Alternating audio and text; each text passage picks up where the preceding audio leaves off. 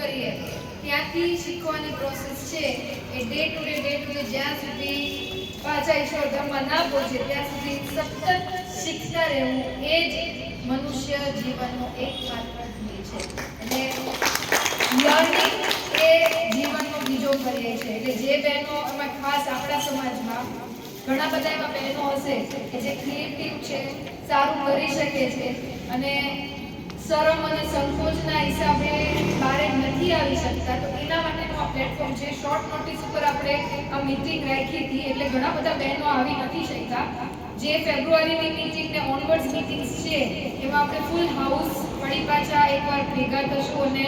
જેને બધા તમને બહુ બધા મિસ કર્યા રીડાબાને 6-7 મહિના થયા ગેસ બરાબર, એટલે એ પાછા તમારી સાથે આવી અને ફરી એક વખત અલગ અંદાજમાં અલગ કોમ્પિટિશન અને બહેનો માટે અને આપણા સમાજના બહેનો માટે